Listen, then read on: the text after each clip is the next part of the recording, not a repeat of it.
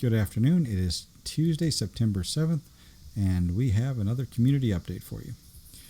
Okay, so we have the EO staking contracts back from the auditor, and we have launched staking on the testnet. Our testing group from the community is checking it out as we speak, and we will be launching on mainnet tomorrow, starting with Polygon. So anyway, EO staking will feature up to 21% rewards for stakers, and rewards can be paid out daily if desired. The stakes are tokenized, a bunch of features involved with that. I highly encourage everyone to go to our Medium articles. We'll be posting those in the chat as well at PRüFio.medium.com to check out the details of the staking protocol. The interface for the staking is real simple. We don't think anybody will have any difficulty with that. We made it simple and easy to use, so it should be accessible to everyone. Okay, so anyway, I did want to add as well, these the high staking levels like 21% or 20 plus percent, initially those are going to be available to everyone. As we get closer to the IO, we'll be raising the barrier to entry to making to getting those kind of rewards, to longer staking periods and much higher staking balances. So this is sort of special. We're doing this for you guys, our early adopters, our early community. So take advantage of it while you can. Those barriers to entry are going to get higher. And you're tokenized because the stakes are tokenized. Actually, you want to read about this on the Medium article.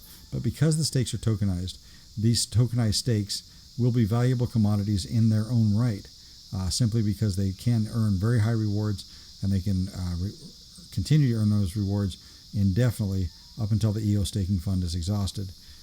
Also, stakes can be increased. So there's a bunch of different factors there that play into this, but the stake tokens that represent stakes are going to have value in their own right. So I highly encourage you to read up on that before you make your decisions on how exactly you want to do your staking. Anyway, other than that, I've been working on the market space contracts. I think they're about done. Obviously, we're going to be doing some testing and some revisions, and then eventually sending them off to audit. But market space. For those of you that aren't familiar with the market space idea, the market space is a set of contracts and interfaces that will allow anyone to launch an NFT marketplace with no blockchain code required. And if you're a PRüF holder, you'll be able to monetize that marketplace, and it can be a full-fledged business in its own right. Market space is designed to work with any ERC 721 compatible NFT, which is the vast majority of NFTs out there, including NFTs from OpenSea and different places like that. They can be used with the market space contracts. Payment can be made when you're buying or selling NFTs in the market space. Payment can be made using any ERC 720 or any ERC 20 token on the same chain, including, say, PRüF or wrapped Ethereum or what have you. Stable coins and things like that as well. Using PRüF, the advantages to the system are, when you're using PRüF for payment, it simplifies the transactions, reduces transaction costs. When you're using the system with PRüF assets, it showcases their advanced features and their capabilities, and it makes it clear to anyone that's using the system that the PRüF assets offer a lot of additional functionality. They offer the best-in-class value, best-in-class functions and features, and they're also easier to use in the marketplace because we have the built-in systems in the protocol to facilitate commerce and payments.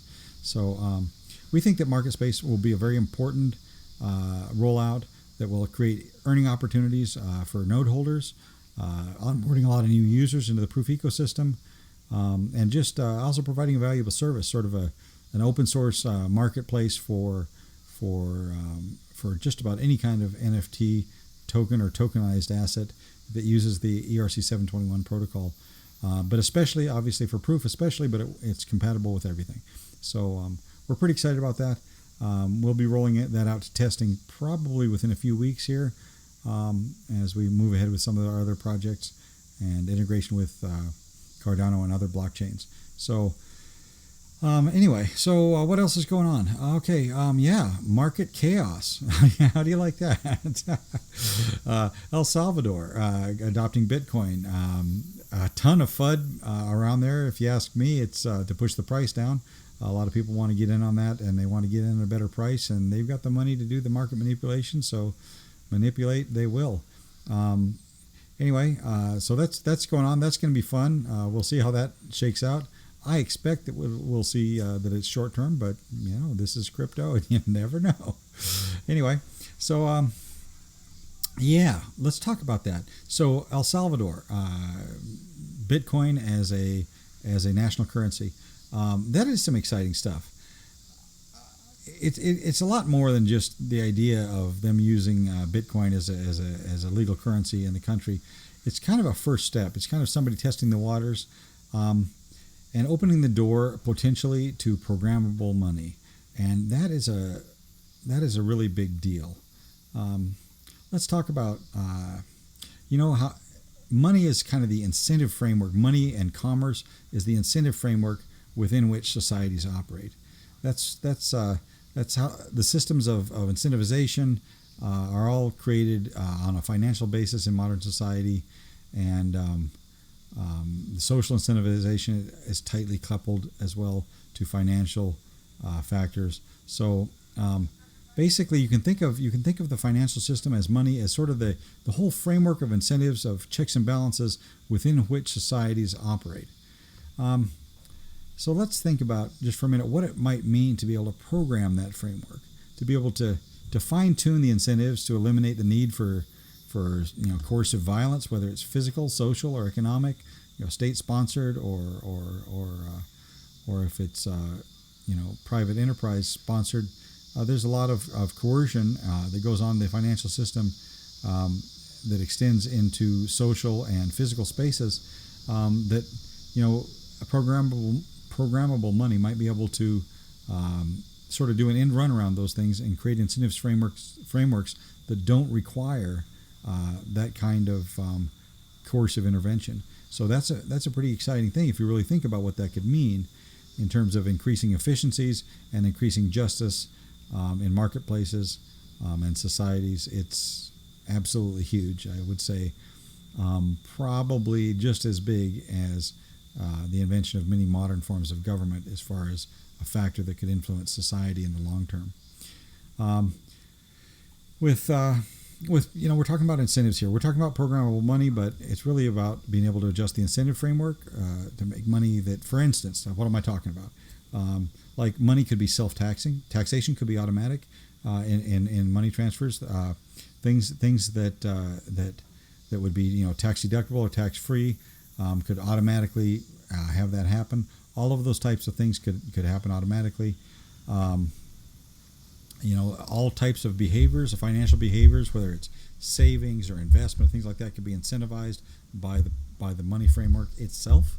All the types of things that make for a fairer and healthier socioeconomic status in society, all of those things could be incentivized and create a better and fairer society using those incentives. So what I think it really boils down to is, in my view at least, with programmable incentives, a society can make changes and improvements without opening the door to destructive processes, perverse incentives, regulatory capture, those kinds of things that actually end up working against a society, even though they're using the same tools that societies have made to create a better society. These things end up working against society using those tools. So being able to program the incentives directly with programmable money and programmable financial frameworks, I think could go a long ways towards eliminating those things. So in my view, that's a huge step in El Salvador, moving in that direction. Sure, it's Bitcoin. The programmability of Bitcoin is limited. There is some programmability inside Bitcoin, but it is limited.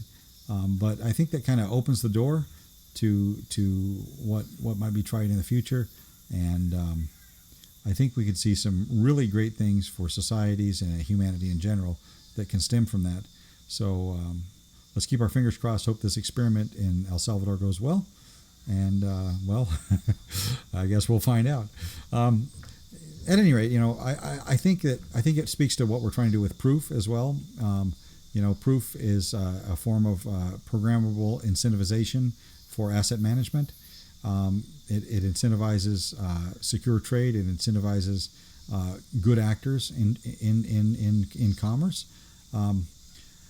It's just part of an overall picture of being able to operate in an environment with known quantities and known truths, and avoiding the kind of misinformation, disinformation, and outright fraud in the financial, commercial, and in the information space that we see in the world today. I guess I feel strongly that a civilization that can guide its future by consciously adjusting the incentive frameworks without invoking the need for coercive force, we might finally begin to really address the problems that were first formally addressed hundreds of years ago in texts like in Plato's Republic, where those ideas of what makes a just society were first started to be bounced around and trying to figure it out. And maybe we can do something better than justice is the will of the stronger, which is basically where we're at still ever since that time. So anyway, we'll see how that works out. It's going to be very interesting. Meanwhile, the market, it's a roller coaster like it often is. And I hope everybody's having a great day. Get in there, learn about staking, get started with staking. And I'll be putting up an article soon about market space, so be looking for that in our Medium. And we'll be in touch as things unfold. Have a great day, and we'll talk later.